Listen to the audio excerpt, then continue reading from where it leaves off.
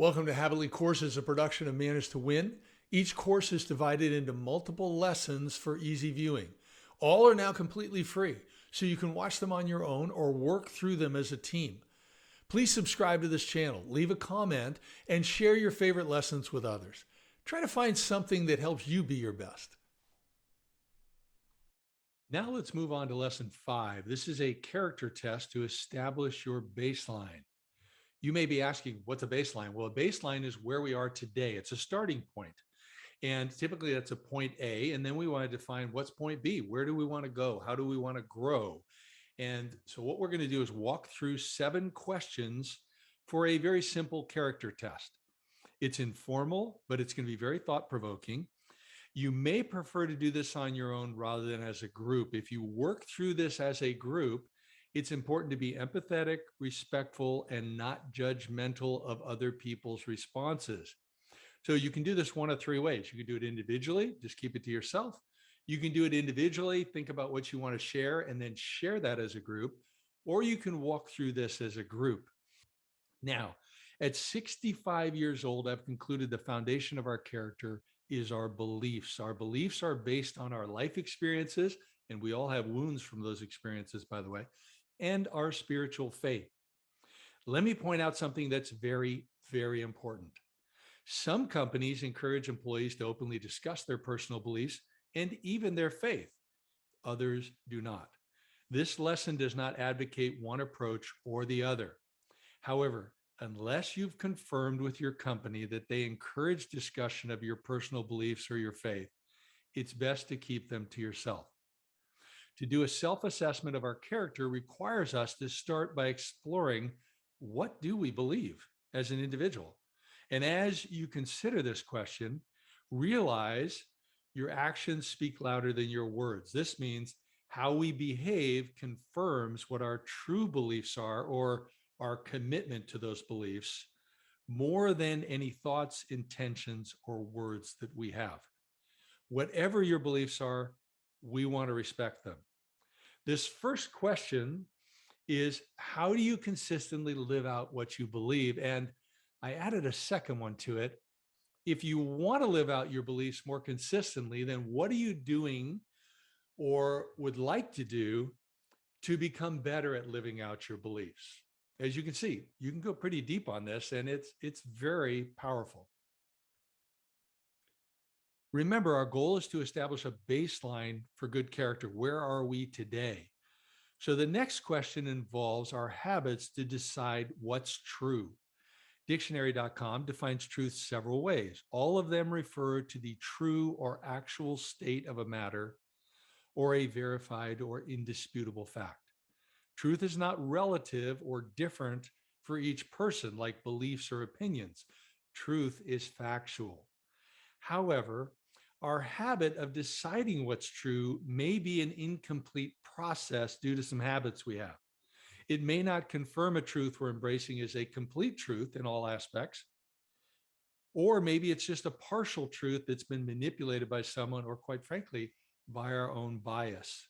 Or the process that we're following to discern truth is incomplete, such as we see a headline, we believe it. We don't confirm the facts. Therefore, we're going to ask ourselves some questions. How do you define truth and live by it? And the second one, what's your process to discern the truth of what someone is saying, or what you're reading, watching, hearing, or doing? These are powerful. Really challenge yourself. Am I really discerning truth, or am I jumping to conclusions? The third question has to do with integrity. Now, our commitment to integrity depends on our beliefs and how we discern truth. Integrity is subjective, and by the way, that's not good. Subjective means it changes in different situations. When the truth is relative or only important when it agrees with what we want to do. A person of integrity does the right thing even when no one's looking. It may be a setback for them, or they may never get any credit for what they're doing. So the questions here are, do you always do the right thing, however you've defined it, when no one will know? And then ask yourself why. Second one, similar, Do you do the right thing when it negatively affects you? Like maybe you're going to do the right thing and someone else gets promoted instead of you. Someone else makes additional money and you don't. Someone else gets an opportunity and you don't, or you don't get as much. Do you do that? And if you do or you don't, why?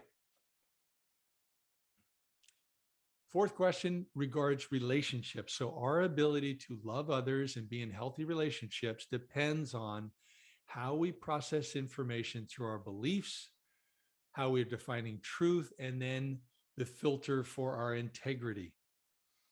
At the end of our life, many experts say we have two assets, and it's not money.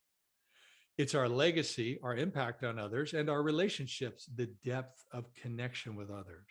And both of these are dependent on our character and affect our character. So if we're hanging out with people of bad character, that bad character is going to rub off on us. If we hang out with people who have great character and are good at discerning truth and have good integrity, that's going to rub off on us. So think about it. Do you have several close relationships, one or none? Now, by the way, the number of close relationships does not determine the strength of your character. However, the people you hang out with does, as I mentioned a moment ago. How would you rate the character of your closest friends? And how do those relationships affect your character? These are important questions. Spend some time on these. This is worth a cup of coffee. Next, question number 5, candor. Candor is how much information you share with others. The power of candor hinges on our integrity and relational skills, among other behavioral habits. Now, I love to use this analogy. You use a Goldilocks style of candor. So you don't share too much that's personal information, but you also don't not share anything.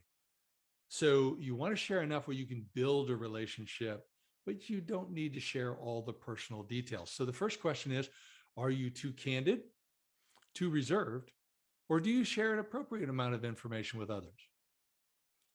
And then secondly, based on your beliefs, integrity, and the type of desired relationships you want to have, how would you adjust your candor with others? Now, you may have certain people you feel no adjustments necessary.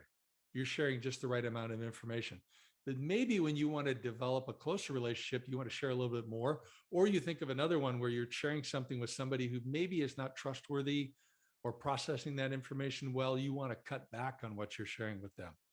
Give it some thought. Is there some changes you want to make?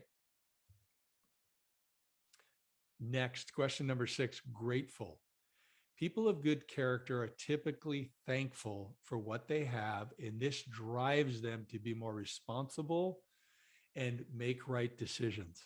Think about it. When you're thankful for what you have, when you get thrown a curveball, when a challenge comes, when someone's rude to you, when someone's mean, you're going to be able to bounce back. You're going to be able to get through that more easily versus thinking everybody's always mean to me. I don't have enough. I don't get enough respect, whatever it might be. So the question is pretty simple, but you can go deep on it. How can you be more grateful throughout each day? Last but not least, we've got decisions.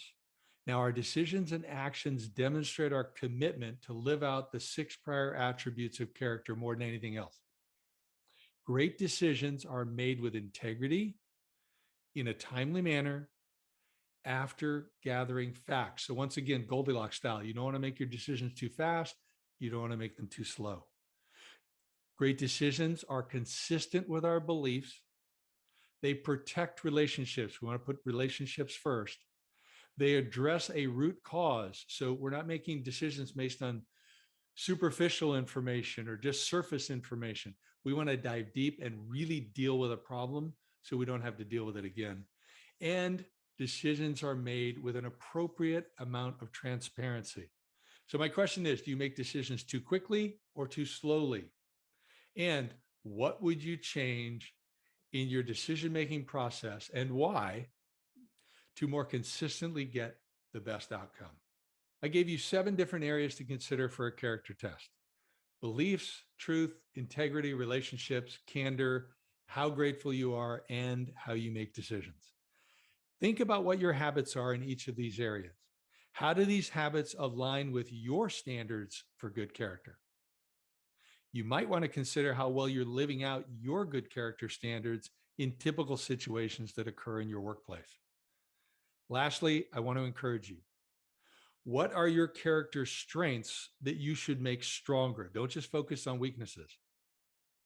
And are there areas that need improvement? If so, what habits can you develop to overcome the behaviors that demonstrate less good character than your standards?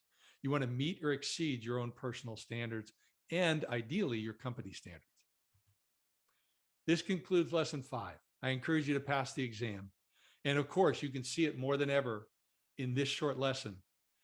Walk away from this with at least one thing that you're going to do differently. This can be very powerful in your life. Thank you very much. Bye for now.